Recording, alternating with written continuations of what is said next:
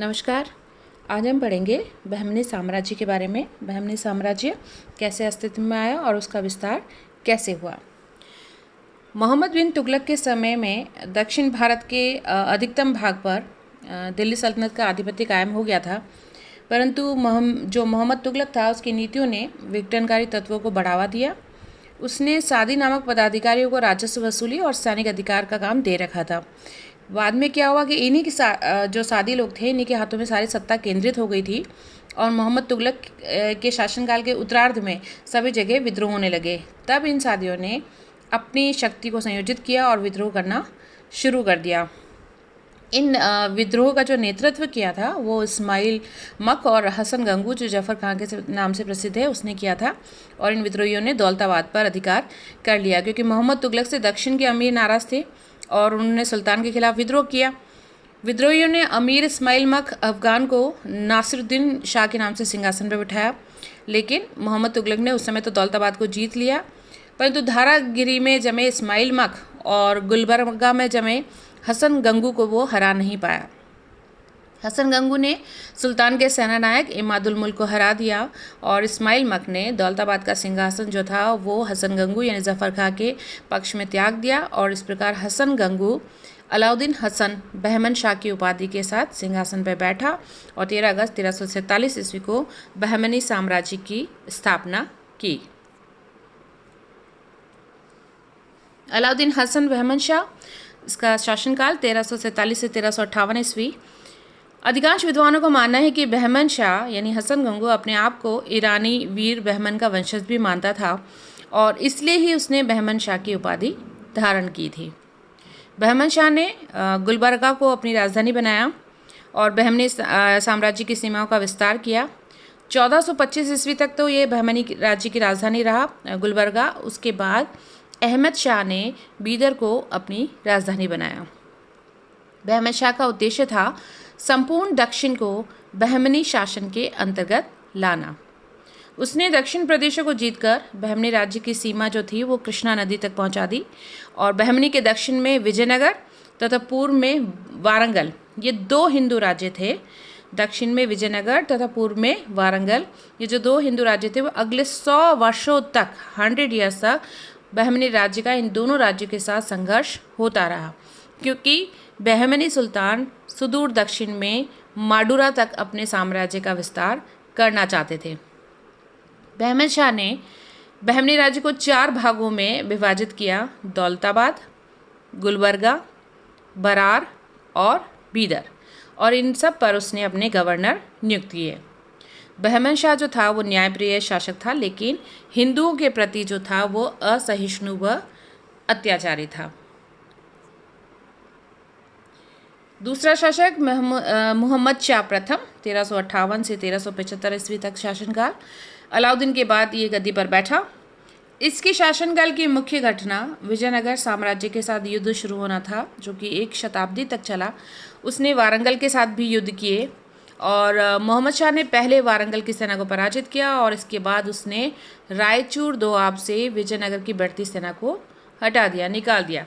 उसने इन राज्यों से बहुत हर्जाना वसूल किया, बहुत भारी हर्जाना वसूल किया। उसने कापाय नायक से गोलकुंडा तथा तख्ते फिरोज़ा प्राप्त किया। बुक्का के विरुद्ध पहली बार युद्ध में तोपखाने का प्रयोग किया। उसका शासनकाल स्थापत्य के विकास के लिए बहुत महत्वपूर्ण था, स्थापत्य कला के लिए बहुत महत्वपूर्ण था। 1375 ईस्वी में इसकी मृत्यु के बाद उसका पुत्र मुजाहिद शाह सुल्तान बना।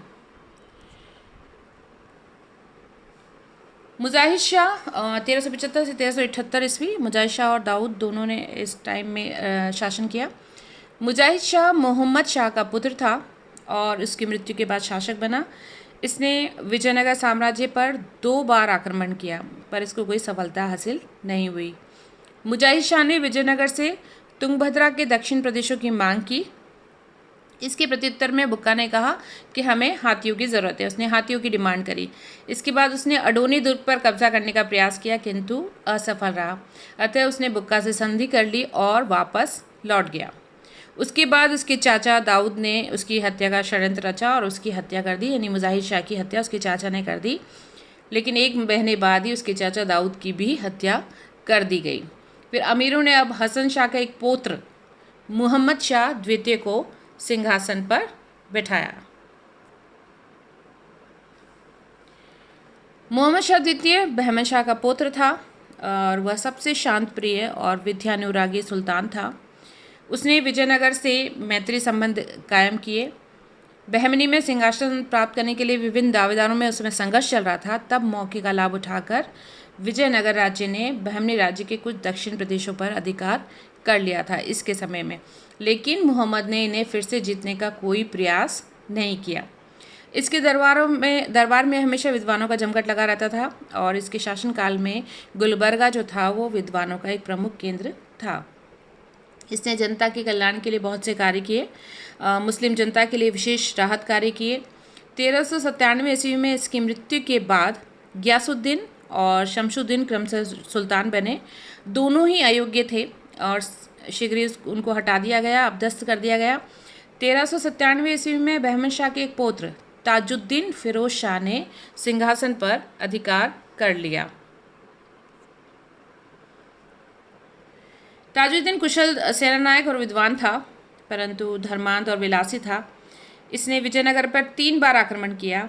पहली 2 बार जो आक्रमणों द्वारा उन्हें संधि करने को बाध्य कर दिया, परंतु तीसरी बार देवराय द्वितीय के हाथों वो बुरी तरीके से हार गया। उसकी शासनकाल की दूसरी प्रमुख घटना बहमनी राज्य में विदेशियों का बढ़ता हुआ प्रभाव था और मोहम्मद शाह प्रथम के बाद बहमनी राज्य में आने वाले विदेशियों की संख्या उस समय बढ़ने लगी।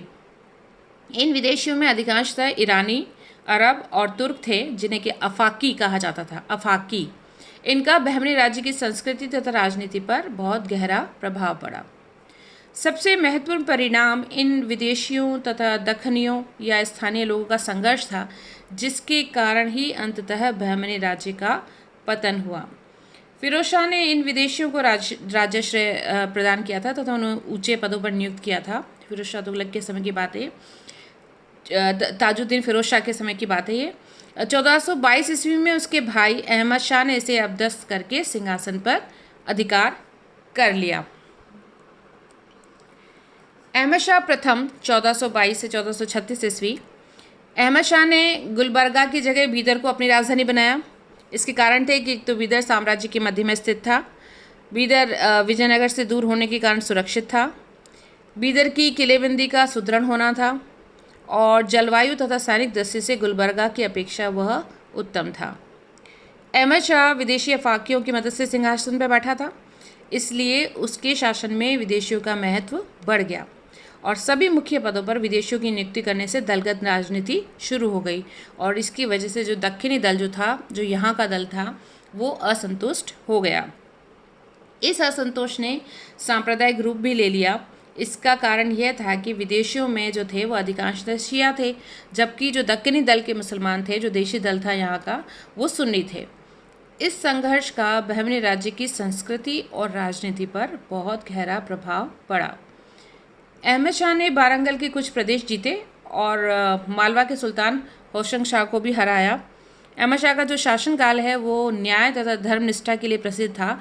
इसे इतिहास में बली या संत अहमद भी कहा गया है। कई बार कंपटीशन एग्जाम में पूछा है। अहमद शाह प्रथम ने गैर मुस्लिमों पर खूब अत्याचार किए और 1435 ईस्वी में उसकी मृत्यु हो गई। अलाउद्दीन अहमद शाह द्वितीय 1436 से 1458 ईस्वी तक शासन किया।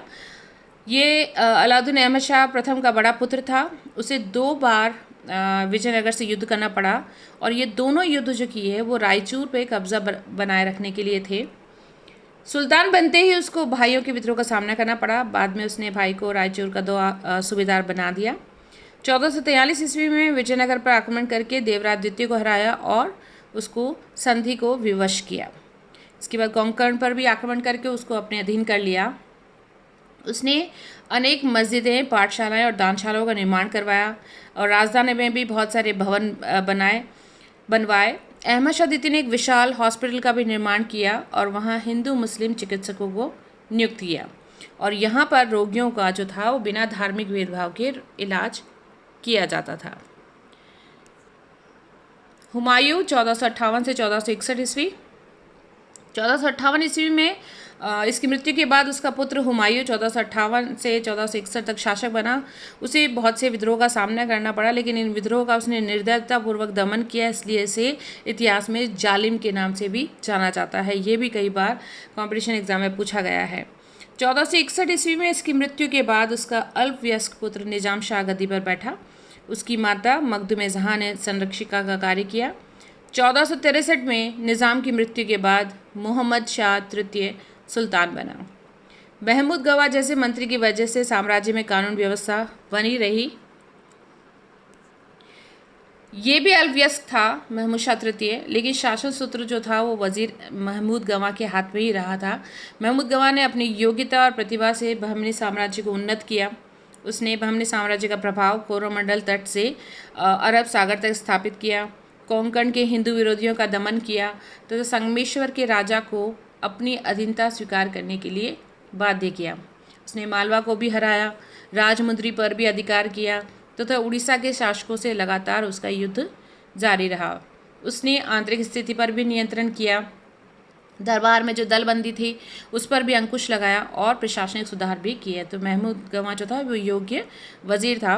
उसके बढ़ते प्रभाव से उसके विरोधी आशंकित हो गए और उन लोगों ने सुल्तान को अपने प्रभाव में लेकर उसे मृत्युदंड दिलवा दिया।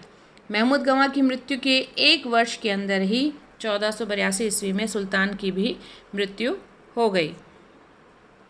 बहमनी राज्य के लिए महमूद गवा का बहुत बहुमूल्य योगदान है। उसने न सिर्फ राज्य की सीमा का विस्तार किया बल्कि प्रशासनिक व्यवस्था भी सुदृढ़ की। उसने समस्त राज्य को नवविजित क्षेत्रों के साथ 8 प्रांतों में विभाजित कर दिया और प्रांत प्रतियों के सैनिक अधिकारों में भी कटौती कर दी ताकि वो स्ट्रॉन्ग ना हो जाए, तथा जागीरदारों पे भी अंकुश लगा दिया।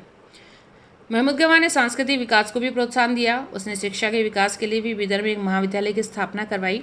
उसने इराक, ईरान और मिस्र और तुर्की के सुल्तानों के साथ राजनीतिक एवं सांस्कृतिक संबंध भी बढ़ाए। ये बहमनी साम्राज्य जो आपको पिंक कलर में दिख रहा है, यहाँ तक इसका विस्तार है। और पहले गुलबर्गा राजधानी, बाद में अहमद शाह के समय बीदर इसकी राजधानी हो गया। तो आज के लिए हम इतना ही पढ़ेंगे। अगले पार्ट में हम बहमनी साम्राज्य का विघटन कैसे हुआ और उसके पतन के बारे में तथा बहमनी साम्राज्य के प्रशासन और जनजीवन के बारे में पढ़ेंगे। तो आज के लिए सिर्फ इतना ही। Thank you.